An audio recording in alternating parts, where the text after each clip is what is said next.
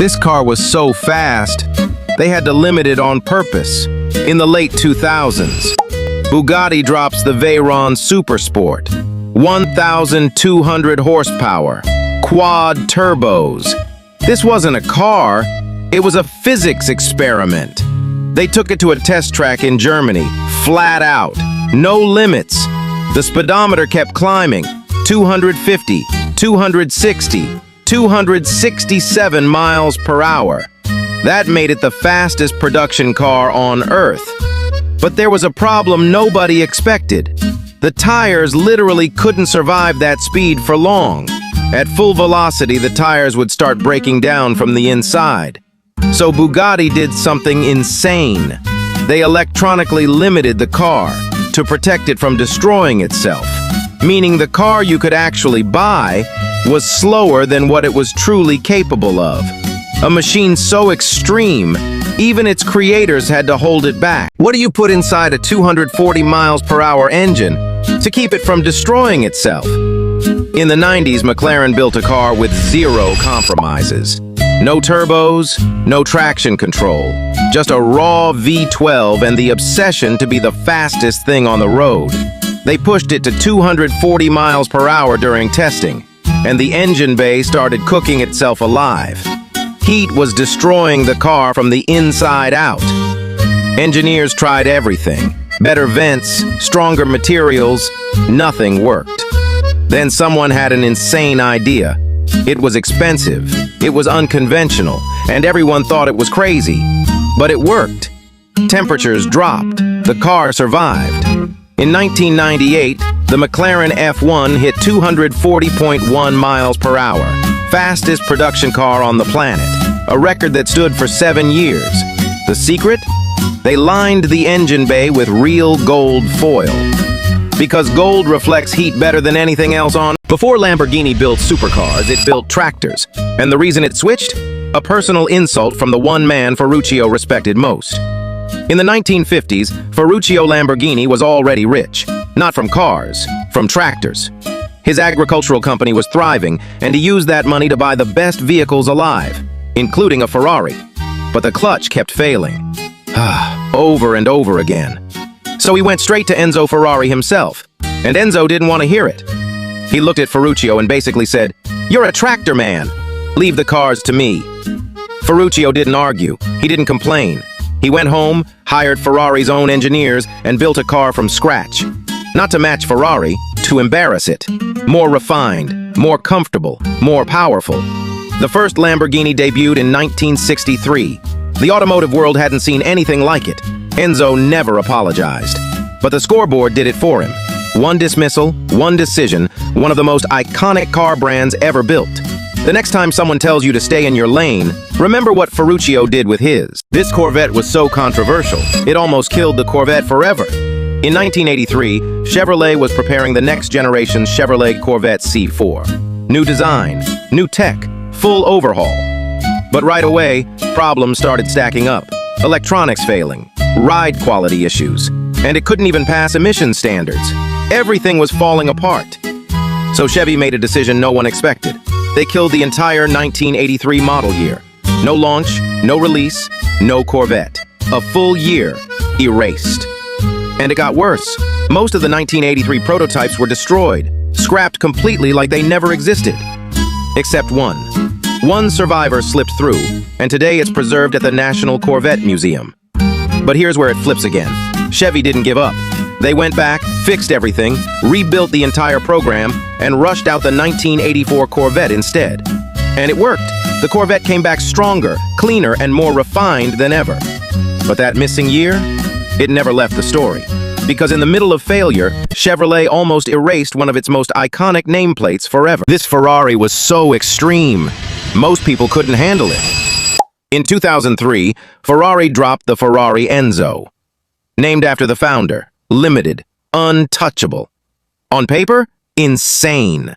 650 horsepower, Formula One tech straight from the track. But the moment you drove it, you realized something was off. This car demanded everything. No forgiveness, no margin for error. One wrong input, and it bites back. People crash these, fast. This wasn't built to impress you, it was built to test you. Behind the scenes, the Enzo was an experiment. Aerodynamics pushed to the edge, carbon fiber replacing steel, systems pushed past comfort into risk. Ferrari wasn't playing it safe. They were betting everything that the technology would hold. And it did. Because everything they learned here shaped what came next. Some cars are built for speed. This one was built to test if you deserve it. Ferrari once made a car so bad, they refused to even put their own name on it. Late 1970s. Ferrari is untouchable. Speed, racing, perfection. Then they dropped the 308 GT4, mid-engine, V8, designed by the same guy behind Lamborghini. Sounds elite. In real life, fans hated it instantly. It didn't look like a Ferrari. Boxy, weird proportions, no curves. It looked like they let an intern design it. But here's the part nobody talks about. Ferrari didn't put their badge on it. They sold it as a Dino, a fake sub-brand. One of the most arrogant companies in history was hiding from their own car, and the numbers proved it. Ferrari moved fewer GT4s in 4 years than Porsche sold 911s in 1. For a brand that doesn't sell cars, they sell status. This wasn't just a bad product, it was an identity crisis.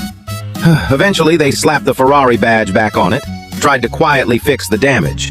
But the lesson? If Ferrari can get it wrong, anybody can.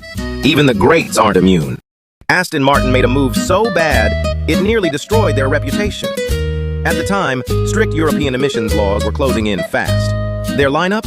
Big, powerful V12 engines, exactly what regulators didn't want. They needed a low-emissions car, fast, or risk massive fines. Instead of building a new hybrid or electric model, Aston Martin took a shortcut. They partnered with Toyota and rebadged the tiny Toyota IQ. Then they added a leather interior, a premium badge, and called it the Aston Martin Signet. Same compact city car underneath, but now priced around $50,000. The plan? Sell thousands to wealthy urban buyers who wanted a luxury microcar. The reality? It didn't feel like an Aston Martin because it wasn't one. Customers weren't convinced. The brand identity didn't match the product. Aston expected thousands of sales per year. They sold fewer than 150 units total. What started as a quick regulatory fix ended up becoming one of the biggest branding missteps in automotive history. In the early 1990s, Porsche was quietly dying. Sales were collapsing. Factories were a mess. Costs were bleeding them out. Not bankrupt yet, but close. So they did something that shocked everyone. They called Toyota. Yeah, Porsche, learning from a mass-market car brand. Toyota's team walked the factory floors and found waste everywhere. Slow production, poor layout, a broken system hiding behind a legendary badge. So Porsche rebuilt everything from scratch using Toyota's method. Production time? Slashed. Costs? Cut. Efficiency? Through the roof. Then they made 2 moves that changed everything. The Boxster and the Cayenne. Purists lost their minds over the SUV.